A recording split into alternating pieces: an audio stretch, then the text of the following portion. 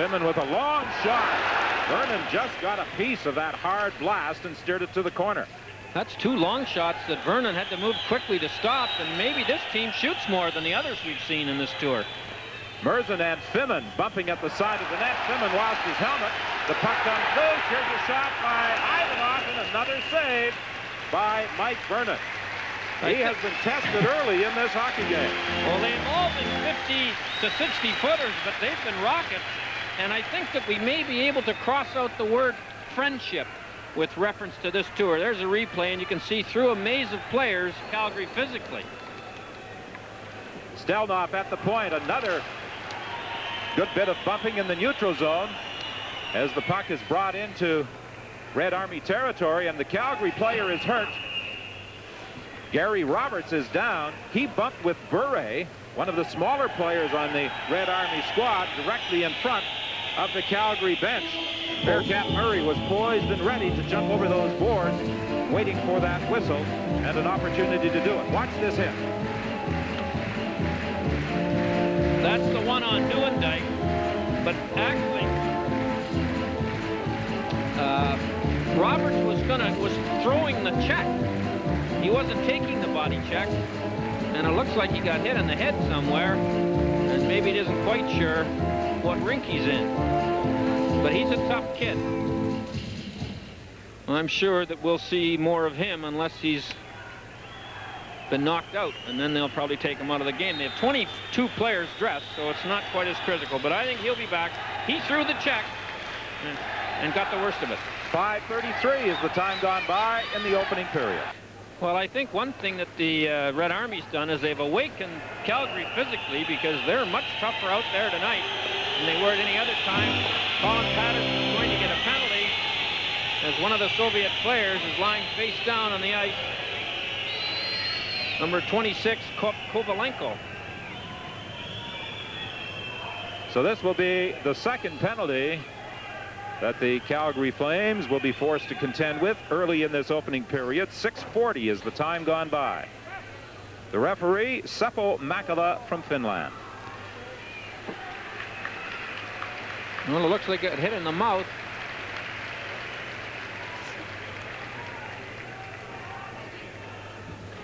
Here it is right here. Oh. A little of that elbow leather, I would say. Kovachenko, one of the younger players on this Soviet roster, just 19 years of age. Guys play big by the look of it. Makarov is out there killing off penalties. Here's a shot by Zubov from the point, and the save is made by Vernon. Back to Zubov, a shot loved by Mike Vernon. It was headed for the far corner. Well, Makarov killed penalties for the Soviet team, national team, and with Patterson in the box, the premier penalty killer, Makarov will get a taste of the penalty killing. And you know, in the National League, they don't know whether Buret has, so that has to be checked by the league. Delayed penalty call. Scoring opportunity for Jamie McCowan, who raced in to take that pass. The delayed penalty call against the Soviets, and I believe it will be Kostychkin who will be going off. Well, this referee, I think, realizes now, if he didn't know before, that this game has shown quite a bit of bitterness. And he looks like he's trying to lay the law down as far as stick work's concerned. There was the good chance, the only good one Calgary's had today. McInnes is checked, and it's dumped ahead to Chastain. He gets away, or tried to, from Makarov, but Makarov took the puck from him. And then Nieuwendyk steps into Chastain right in front of the Calgary bench. Joe Nieuwendyk, I don't know whether he had a bad night's sleep last night, but he's been a little ornery out there tonight. Maybe that hamburger we saw him eating yesterday disagreed with him. Hunter with a shot, but Fleury comes back to pick up that loose puck. Fleury into the slot area, shot, the rebound, and it's covered up by Mihайловский, the Soviet goaltender. One of them into the spot right here. Look at all the fellas that he's trying to get by. They were lined up 4 across.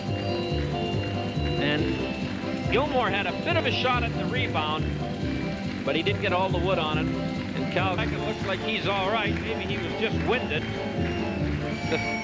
Here's a good look. He's trying to get through that space. Of course, the space ends up not being a space by the time Joe gets there. Erdina pries that puck loose, back to Suter, fakes the shot over to Fleury, long drive, kicked out.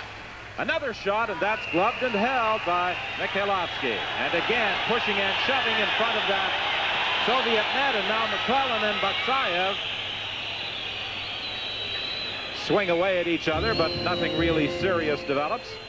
McClellan was trying to stand in front of the goaltender, and the Russian defensemen are very rugged. Again, McClellan involved this time with Gusarov, and this comes with 3:38 gone in the second. And I don't know how the referees have sorted out the penalties, but I can tell you this, they can only put 2 minutes up on the penalty time clock here in Moscow. They're having problems penetrating that four-man box that the Calgary Flames have thrown up. A minute remaining in the penalty. Here's the shot right on, and Vernon holds it for a face-off. Kamensky letting that one go from the top of the circle. Many of Vernon's saves have been long shots. Kamensky, number 13, is a draft pick of the Quebec Nordique, 129th overall in 1988. He followed the 1987 Canada Cup. He scored 6 goals in that series. And last year he had 18 goals in 40 games for Red Army. Here's the shot. It's a hard shot, but... Over on the wing for Bykov in front of the shot. Kastsatonov. Well, the Calgary Flames got caught with their 2 forwards, penalty-killing forwards, in too close to the net, and forgot all about the fact that the defenseman isn't just going to stand out there in the blue line. And he jumped off the point, Kastsatonov did, and got the pass out and let a bullet shot go that Mike Burnett had no choice. You're going to see Gilmore. Gilmore gets in too far and turns his back on the play. And look at Kastsatonov. He snuck right into the hash mark. Took this pass right here from number 15, Homutov. And look where that defenseman shoots it from. Maybe 15 feet out. And Gilmore just got caught watching the play. Now he can't get back. Back after it to Stельнов. Rink wide for Fedorov. Fedorov with a shot right on, and Wamsley hangs on. Good play, don't get me wrong. The players are all right. It's the style and maybe the size of the rink that caused the problem, in my opinion. Nieuwendyk again driving in there, and he and Fedorov do some pushing and shoving. And we saw the other night in the game between Washington and Moscow Dynamo that the fans reacted and seemed to enjoy a scrap between Scott Stevens and McCulloch. And they seem to be enjoying this little battle between Joe Nieuwendyk and Fedorov. And of course, in international hockey, fighting is not allowed, and those who do fight are banished from the game. And that's what happened in the game between Washington and Moscow Dynamo. But I don't think anything is going to happen here, even though both players did drop their gloves. I don't think they're going to be kicked out of the game. Looks to me like it'll be a roughing or maybe a double roughing call.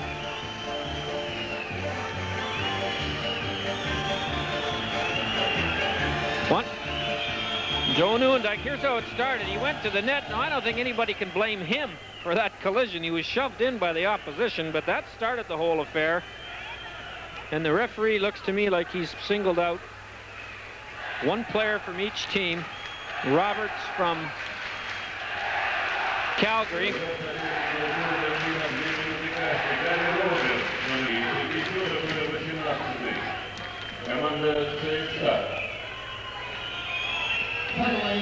Back for Calgary. Rink wide pass for Gilmore. He lets it go for Erdina. Glove save by Mihайловский. Mihайловский has had very little to do, but he certainly looks like he knows how to play goal. Both the goaltenders are 20 years old. And I think that their coaching staff here and the management of the Red Army team are kind of hoping that there's a Tretiak in there somewhere. He's wearing the same number the great Russian goalie wore. Roberts back to the line to Johansson, a long shot.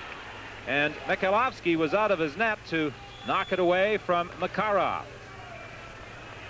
Malahkin Lead pass. Here's Shiveran going in, trying to get away from Johansson. He scores! Well, Walmsley stopped the first shot, and then it just trickled through him as he had fallen. And that was the first time the Flames have been caught by that patterned Russian long pass in the middle of the ring. There it is. Johansson leaves his feet on a gamble and loses. Now Walmsley's stick hits the puck between his legs into the net. Now there's the pass. Johansson dives at him. It doesn't do much good. He stops it. And Walmsley hits it in, I think, with his own stick after he stopped it, but he didn't know where it was. Dina going for the net. Ryakin couldn't get it to him. Goes back to the line. McInnes with a long shot. That's wide. Gilmore in front of that net. Spun around and have knocked the stick away from the goaltender, Mihайловский, and Mihайловский came diving out of his net without his stick to make a glove save. Gusarov in his own zone, moves it ahead to Fimin, battling with Fleury along the boards. Fleury got it to Ranheim. Ranheim is tied up. Joel Otto trying to dig it out, gets it to the line. Merzen with a shot wide. McCrimmon racing in from the point to Fleury. Fleury trying to make a play against Gusarov, gets help from McCrimmon. The puck comes into the slot area. McCrimmon turns around, gets it over to Ranheim, scores! Boy, that was a nice play by McCrimmon and a heads-up play by Ranheim. When Ranheim noticed that McCrimmon had pinched deep into the zone, he went back and filled in on the point for him. And then McCrimmon came up with a loose puck right here, and Ranheim has the presence of mind to jump off the point. And McCrimmon is smart enough to find him, and Ranheim goes in and puts it in, and he did that 68 times last year in Salt Lake City. So this is a good play by the rookie, Bo Ranheim, and a nice pass from Brad McCrimmon. And with about 8 minutes left, well, I know Makarov is going to have to get used to a lot of things, but one of the things that is really going to bother him is a four-line operation where he doesn't play as much, and especially as much in the critical situations as he did when he played for the Soviet. Tom Watts got the map. The boys have learned the route. Now we're going to see whether they listen to the coach. They're paying big money to this number 42, and here's the time he can start to earn a little bit of it. One of our Soviet friends, in talking about Makarov when we suggested that he would lose his Army pension, said he doesn't have to worry about money now that he's with the Calgary Flames.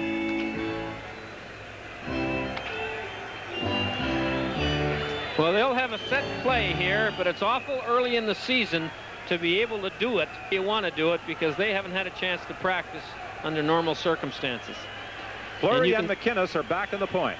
And you can see there's a little confusion here on the lineup. Now don't forget the goalie's out, so they get 6 skaters here against 4 for the Red Army. Otto will attempt to win the draw against Bykov. He gets it to Gilmore. Gilmore lets it go to McInnes, who fired it wide. A battle in the corner. Puck is loose. Bykov bangs it off the boards and down the ice. 30 seconds remaining in the period. Fleury to Makarov. Makarov comes to the line. He loses it. Now McInnes. Puts it on the wing. Bykov trying to break in. He's tied up. Puck loose in the corner. Just 12 seconds remaining in the hockey game. Lead pass for Makarov with Gilmore. Rink wide.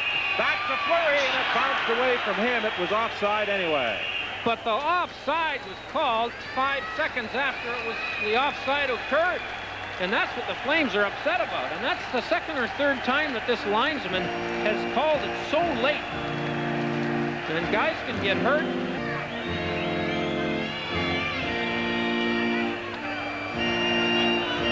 Well, I think all the fans at the Luzhniki Sports Palace have enjoyed this hockey game. Makarov with a long shot wide, and Red Army defeats Calgary 2-1, the first loss suffered in 4 games in the Soviet Union by the Stanley Cup champions. Well, I think the best team won tonight.